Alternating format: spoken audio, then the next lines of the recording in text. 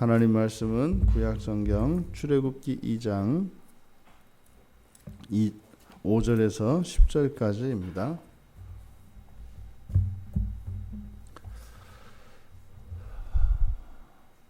우리 같이 한 목소리로 함께 읽겠습니다.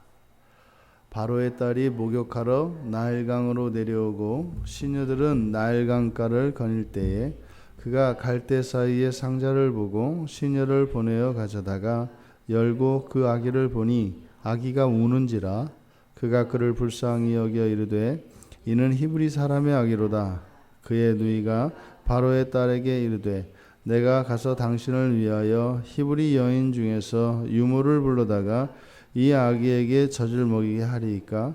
바로의 딸이 그에게 이르되 가라 하매 그 소녀가 가서 그 아기의 어머니를 불러오니 바로의 딸이 그에게 이르되 이 아기를 데려다가 나를 위하여 젖을 먹이라. 내가 그 삭솔 주리라. 여인이 아기를 데려다가 젖을 먹이니 그 아기가 자라매 바로의 딸에게로 데려가니 그가 그의 아들이 되니라. 그가 그의 이름을 모세라 하여 이르되 이는 내가 그를 물에서 건져내었음이라 하였더라. 아멘.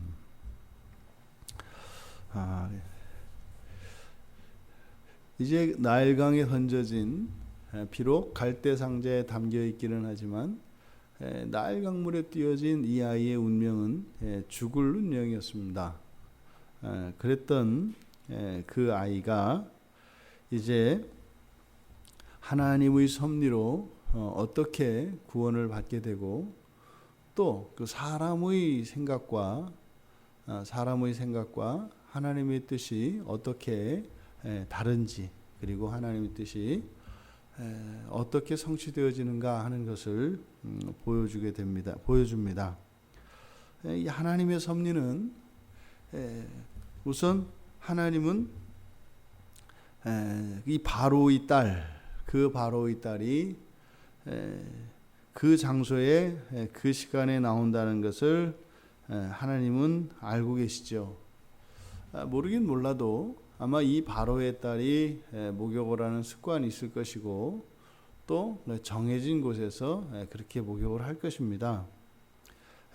바로 앞에서 석 달을 이 아기를 감추었다가 더 이상 이제 감출 수 없게 되었다라고 하는 것은 이것은 뭐 단순한 두려움이거나 이것이 뭐 다른 어떤 이유가 아니라 하나님의 선하신 때, 그러니까 더 이상 둘 수 없는 때, 하나님의 때가 임한 것이라고 말씀을 드렸습니다. 그렇게 말씀드렸던 이유는 히브리서 기자가 이들이 믿음의 사람들이었다. 그래서 이 아이를 감추었던 그것이 믿음의 행동으로 나타나기 때문에 두려워서 더 이상 적발될까 봐 두려워서 이런 것이 아니라 하나님의 때가 되었기 때문에 이제 아이를 내놓은 것이죠.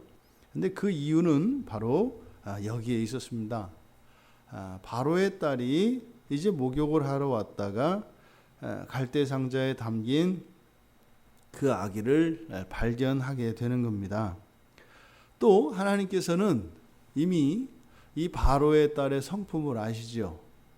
우리가 이제 옛사람의 성품을 버리고 새사람의 성품을 입어야 되는데 그 가운데 처음 시작이 긍휼과 자비입니다. 지금 이 바로의 딸은 그 갈대 상자, 물 위에 떠 있는 갈대 상자를 발견하고 시녀에게 그걸 가져오라 하여서 그것을 열어보았더니 거기에 남자아이가 있었고 울고 있었습니다. 그때 불쌍히 여겼다. 이것이 이제 긍휼히 여기는 마음입니다. 그러니까 하나님께서는 이 바로의 딸의 그 성품을 아셨던 거죠. 그리고 이제 이 바로의 딸이 그 우는 아기를 위하여 젖을 먹일 젖유모를 구할 결심을 하게 됩니다. 이때 이제 누이가 나설 차례죠. 바로 영적 싸움에, 이 영적 전쟁에 우리들이 참여하는 것은 하나님의 섭리를 발견하고 그 하나님의 섭리를 따라 나아가는 것이다. 이렇게 말씀을 드렸습니다. 지금 상황이 이제 그 아기의 누이가 나서는 것이 자연스러운 상황입니다. 이 아기를 발견한 바로의 누이가 바로 이 아기에게 젖을 먹일 첫 엄마를 찾고 있기 때문에 오히려 이 대목에서 나서는 것은 이제 자연스러운 일이고 오히려 칭찬받을 일이죠. 이것이 우리의 일상생활 속에서 영적 전쟁에 참여하는 방식이 이런 방식입니다. 그래서 하나님의 섭리는 말이죠, 우리들이 자연스럽게 그것을 받아들이도록 합니다. 그러니까 하나님이 하시는 일은 자연스럽습니다. 그렇게 막 억지로 우격다짐으로 뭐 이렇게 하는 것이 아니라 자연스럽습니다. 그러니까 하나님의 섭리가 이루어지는 방식에 있어서는 자연스럽다. 근데 또 하나님께서는 하나님의 이런 섭리를 행하실 때 주어진 환경을 매우 이용하십니다. 지금 여기 보면 바로의 딸에게는 이 아기에게 젖을 먹일 젖 유모가 필요합니다. 그리고 또 지금 사실 이 잘생긴 아기의 엄마는 젖이 나고 있습니다. 그러니까 이 아기는 그 엄마의 젖을 먹습니다. 지금 각자 처해 있는 이 환경, 바로의 딸은 이 아기를 데려다 키우기로 했고, 또 이 아기는 젖이 필요하고, 또 아기의 엄마는 몸에서 부는 젖을 누군가에게 줘야 합니다. 그러니까 이것이 각자 처해 있는 입장과 환경은 다를지라도 그것이 하나님의 섭리 안에서 동시에 다 이루어지는 것을 보게 됩니다. 하나님의 섭리는 또한 평범한 것을 특별하게 하십니다. 평범한 것을 특별하게 한다. 이게 무슨 말이냐면, 아기를 낳은 엄마가 그 아기에게 젖을 먹이고 키우는 것은 뭐 당연한 일이고 자연스러운 일입니다.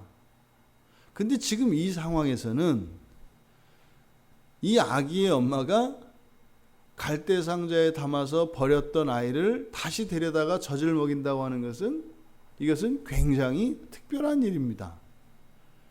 지금 만약에 여기에서 이런 박해 상황이 있지 않았더라면, 그죠? 그 아기의 엄마는 집에서 젖을 물리고 그 아이를 키웠을 겁니다.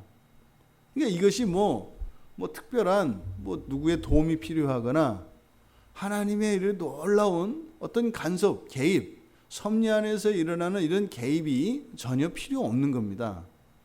그런데 이 애굽왕 바로의 이런 유아 살해 명령으로 인한 이런 극단적인 상황이 그냥 평범한 그런 일, 아기 엄마가 아이에게 젖을 주는 이 일이 굉장히 특별한 일이 되게 한다, 이 말입니다. 예수님이 이 땅에 오셨을 때 많은 각색병자들이 예수님 앞에 나아가서 병들의 고침을 받고 귀신 들림에서 해방되는 일들이 막 일어납니다. 여러분 보십시오. 하나님의 권능이 나타나기 전에 그들에게 먼저 일어난 일은 그들의 평범한 일상이 깨어진 겁니다.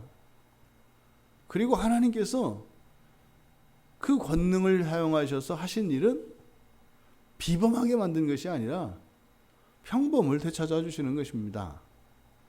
그러니까 하나님의 섭리의 가장 큰 이적의 목적은 바로 평범한 것입니다.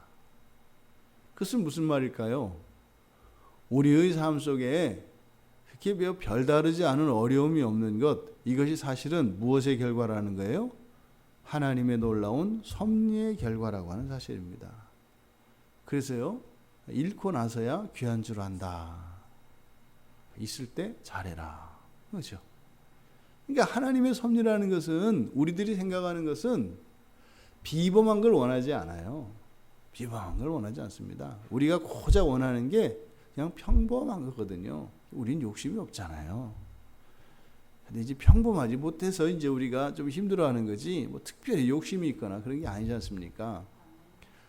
그 하나님의 섭리도 이렇게 비범하게 나타나는 것이 아니라 평범한 것을 평범하지 않은 것이라고 하는 사실을 알게 해주시는 방식으로 하나님의 섭리가 나타난다. 그러니까요, 사실상 이 세상에 평범한 것은 없다. 평범한 게 없어요. 이런 모든 평범함은 하나님의 통치와 직접적인 개입으로 말미암아 일어나는 것이다. 그리고 또 이 하나님께서 섭리하실 때에는 그때 일으키시는 그 선한 결과는 모두에게 승리를 주십니다. 모두에게 승리를 주십니다. 지금 여기에 주어져 있는 환경은 나일 강물에 어떤 아기가 하나 띄어져 있는 것이고, 또 그 아기를 긍휼히 여기고 그 아기를 데려다 키워야 되겠다라고 하는 바로의 딸이 있고, 또 생이별을 하고 자기 아들을 바구니에 담아 갈대상자의 딸에게 내어 띄우게 한 뒤에 가슴을 찢으며 애통해하는 그 어머니가 지금 집 안에서 울고 있습니다. 그의 누이뿐만 아니라 이제 강물로 강에 띄우러 나갔던 누이뿐만 아니라 이제 4살배기 그 아기는 지금 일어난 상황이 무엇인지도 모르고 해맑게 웃고 장난치고 있었을 겁니다. 그것을 바라보는 그 아비의 마음은 어떻겠습니까? 그런데 지금 하나님께서 바로의 딸이 아기를 발견하게 하고 바로의 딸의 마음속에서 일으키신 그 긍휼한 마음으로 또 그 누이가 바로의 딸에게 나아가서 그 전 유모를 알고 있다라고 이야기함으로써 이제 이 아기가 어미의 품으로 다시 돌아오게 됩니다. 아기도 살아나고요. 또 자식이 없어서 애를 끓이던 이 바로의 딸도 잘생긴 아들을 갖게 되고요. 생이별을 하였던 그 아기의 어머니도 기적적으로 자기 아들을 되찾아 키울 수 있게 됩니다. 그 아기만 살아나고 또 그 어미의 마음도 이제는 슬픔에서 벗어나 기쁨으로 바뀌고, 정말 자식이 없어서 전전긍긍하던 그 바로의 딸만 그렇게 아들을 갖는 것이 아니라 사실상 여기서 이스라엘 민족 전체가 살아납니다. 그런데 참 희한한 것은 말입니다. 이 강물에 버려진 이 아이가 이제 어미의 손에서 키워지는 겁니다. 그리고 나서 이제 다 자란 뒤에 이제는 바로의 딸에게 이제 데려갑니다. 데려가서 그 바로의 딸의 아들이 됩니다. 그래서 그의 이름을 모세라고 했대요.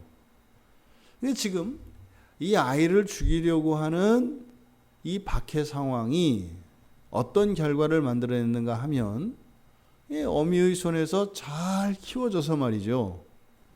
바로의 딸의 아들이 되게 되어 있습니다. 이걸 상황을 바꿔보십시오. 만약에 히브리인 어느 가정에서 아이를 잘 키워가지고 바로의 딸을 찾아가가지고 내 아들을 양자로 삼아 주십시오 했을 때 이게 일어날 수나 있는 일입니까? 절대 일어날 수 없는 법이죠. 또 이 아이가 어머니의 손에서 이렇게 다 자란 후에 바로의 딸에게 인도되어서 그 바로의 딸이 이제는 이 모세를 왕자로 키웁니다. 실제로 이 바로의 딸은 이 애굽의 여기가 이제 18왕조거든요. 그 18왕조의 그러니까 시조입니다. 시조. 그리고 그의 직계 딸이에요. 이 딸이. 그래서 아들이 없기 때문에 사실상 이제 다른 이를 양자로 삼습니다. 그래서 그의 아들을 이제 애굽의 바로 자리를 물려줄 계획이었어요. 왜냐하면 이 바로의 딸에게 자손이 없었기 때문에. 그런데 문제는 친자식인 이 바로의 딸이 아들을 입양함으로써 이제는 왕의 정통 계보가 세워졌다고요. 그래서 이 바로의 딸의 양자가 된다라고 하는 것은 그 바로의 뒤를 이어 이제 그 왕, 애굽의 왕이 되는 것을 의미합니다. 그러니까 이 아이가 장차 애굽의 왕이 되게 되어 있었다고요. 그래서 이 아이는 이제 애굽의 왕자 수업을 받게 됩니다. 그럼 보십시오. 이 아이를 죽이려고 하였던 그 일을 통해서 오히려 완전히 보장된 히브리 교육을 받을 수 있게 되고, 실제로 보면 바로의 딸은 이 아이에게 젖을 준다는 이유로 삭슬 줍니다. 그러니까 뭐예요? 양육비를 받으면서 이 아이를 키웠다고요. 그리고 나서 이제는 왕궁으로 옮겨져서 애굽의 왕자 수업을 받습니다. 사도행전 7장 22절에 보면 이제 모세라고 이름 지어지는 이 아이가 이제 애굽의 궁전에서 모든 철저한 인문, 사회, 과학, 정치, 지리 할 것 없이 완벽한 교육을 다 받는 것을 보게 됩니다. 그러니까 오히려 이 박해 상황으로 말미암아 이 모세가 아주 뛰어난 인재로 양육을 받게 됩니다. 정반대의 상황이죠. 사람의 뜻은, 사람인 바로는 이 아이를 죽이려고 하였습니다. 왜요? 이 아기는 장차 바로 이스라엘 백성들을 구원할, 그리고 온 인류를 구원한 예수 그리스도의 예표적인 인물로서 이스라엘 백성들을 해방시킬 인물이기 때문에 죽이려고 했던 거죠. 하지만 그것을 오히려 하나님께서는 하나님의 사람으로 만드는 기회로 삼으셔서 히브리 교육과 애굽의 왕자 교육을 동시에 받게 하셔서 이렇게 모세를 만들어 가신 것입니다. 여기에 그 아기의 이름을 모세라 하여 이르되 내가 그를 물에서 건져내었습니다. 이건 이제 모세가 기록한 거죠. 모세가 훗날 기억할 때 모세라고 하는 히브리 단어에서 이 히브리 단어의 의미가 물에서 건져낸 자, 물에서 건져 올린 자, 뭐 이런 뜻이거든요.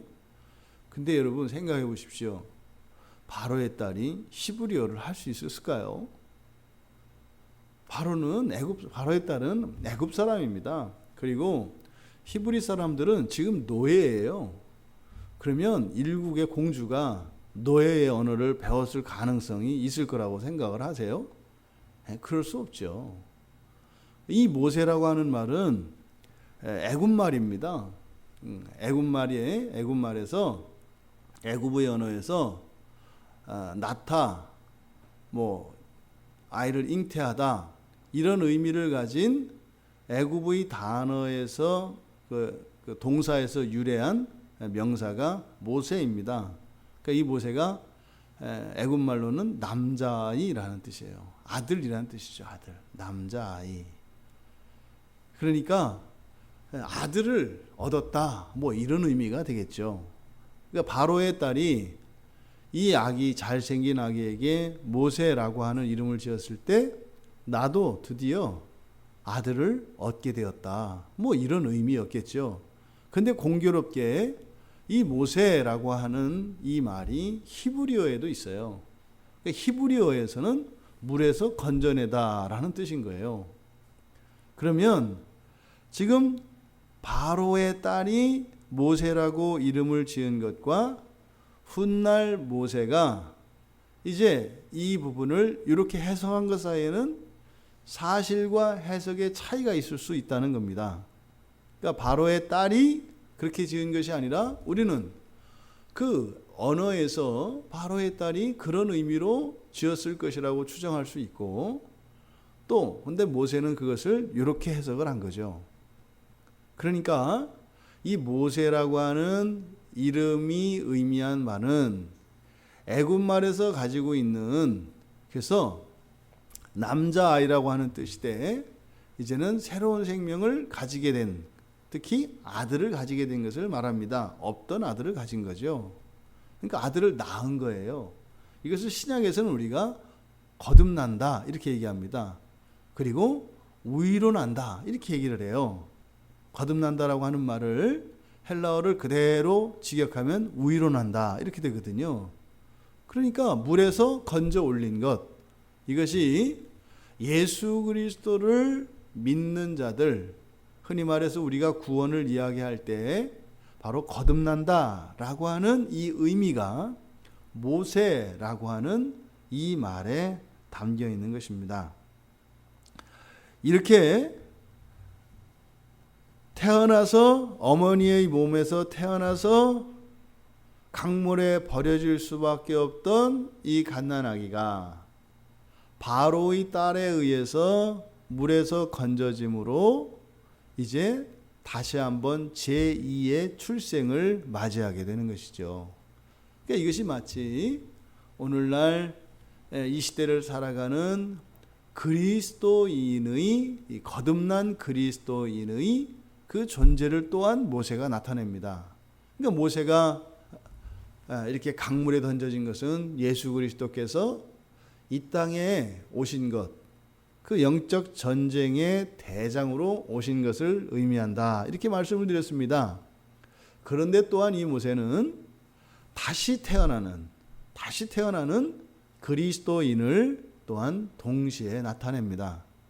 참 하나님이시며 참 사람이신 예수의 그리스도 되심과 또한 사람 되심을 이렇게 강물에 버려졌다가 구원을 받음으로써 또 그에게 주어지는 모세라고 하는 이름을 통하여 완전한 그리스도의 신성과 인성을 동시에 나타내고 있는 것입니다. 지금 이 모세가 강물에 버려졌다가, 그러니까 유아 살해 명령으로부터, 그리고 이 아이가 강물에 버려졌다가 바로의 딸에 의해서 건짐을 받는 이 일련의 과정을 통해서 하나님의 섭리가 어떻게 이루어지는가 하는 것을 우리가 볼 수 있었습니다. 그러니 말이죠, 일시적으로 불행하고 고통스럽고 굉장히 어려운 것 같은 환경이 오히려 히브리 가정의 한 아이로서는 도저히 살 수 없는, 그의 인생에서는 상상도 할 수 없는 애굽의 왕자가 되어 애굽의 왕통을 이어받는 아이로 변화시키는 이 일이, 하나님께서 무슨 기적적으로 바로에게 나타나서 저쪽에 가면 아주 훌륭한 아이가 있으니까 그 아이를 데려다가 애굽의 왕으로 삼아라, 이렇게 초자연적인 하나님의 이적의 권능으로 그렇게 하신 것이 아니라 그저 아기의 엄마가 아기를 키우는 일련의 과정을 통해서 도저히 일어날 수 없는 결과를 만들어내셨다는 말이죠. 우리가 인생에서 일어나는, 인생의 어느 기간에 일어나는 불행한 사건과 불행한 환경들, 이것을 우리가 결코 이것이 불행한 일이라고 쉽게 판단할 수 없다는 것을 오늘 하나님의 섭리를 통해서 우리가 발견할 수 있습니다. 지금 이렇게 유아 살해 명령과 버려지는 일련의 과정을 통해서 그 끝이 애굽의 왕으로 나아갈 수 있는 기회가 주어진다는 것을 알게 되면 누구나 다 앞다투어 그렇게 하지 않겠습니까? 하나님의 섭리가 그런 것입니다. 하나님의 섭리는 우리들이 이해할 수 없는, 도저히 이해할 수 없는 것들을 아주 평범하고 자연스럽게 이루어 가십니다. 그래서 우리의 인생의 소망은 어디에 있어요? 하나님께 있는 거예요. 하나님께요. 사람에게 소망을 두면 이러저러한 조건과 이런 환경들이 갖추어져야 되고, 그게 또 순서와 시간적으로 딱딱 맞아야 되는 거죠. 근데요, 하나님을 의지하고 하나님께서 하시는 일이면요, 절대로 될 수 없는 환경과 그런 상황이 펼쳐져도 그런 것들을 사용하셔서도 가장 연약하고 가장 불가능한 것들을 사용하셔서 가장 강하고 가장 틀림없이 가장 확실하게 이뤄내주는 분이십니다. 왜요? 우리 하나님은 창조주이시기 때문입니다. 이 세상을 창조하신 우리 하나님께서 우리의 인생을 언제든지 새롭게 하실 수 있지 않겠습니까? 그런데 그렇게 우리에게 근심이 많고 걱정이 많은 것은요, 장차 하나님이 이루실 그 선하신 그 결과를 생각하지 않고 지금 당장 일어난 그 일이 마치 영원히 계속될 것 같은 잘못된 우리 스스로의 이 점괘 때문에 그렇게 괴로워하는 것입니다. 여러분, 강물에서 건져 올려지는 모세와 같은 인생이 예수 그리스도 안에 있는 우리 모두의 인생인 것을 믿습니다. 우리가 오직 하나님 한 분만 의지하며 그렇게 일상에서 일어나는 불행한 것처럼 보이는 그러한 일들로 인하여 선한 일을 계획하고 계시는 그 하나님의 뜻을 모르는 것으로 인하여 우리의 마음이 잠시 잠깐이라도 무너지는 일이 없기를 바라고, 오히려 그런 환경 속에서도 소망을 바라보며 그 하나님을 향한 사랑과 신앙의 고백이 흐려지지 않고 오히려 더욱 순결함으로 나아갈 수 있는 우리 모두가 되기를 주님의 이름으로 축원합니다. 살아계신 하나님, 날강에 띄어진 모세를 구원하시는 하나님의 섭리를 통하여 저희들의 인생을 다시 한번 돌아보게 됩니다.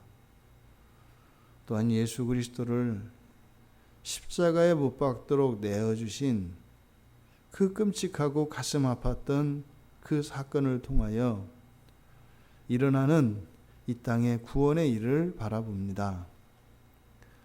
저희들의 인생의 유일한 소망은 오직 예수 그리스도께 있음을 다시 한번 고백하오니 저희들의 마음의 중심이 흔들리지 않도록 언제나 함께하여 주시옵소서. 감사하며 예수님의 이름으로 기도하옵나이다. 아멘.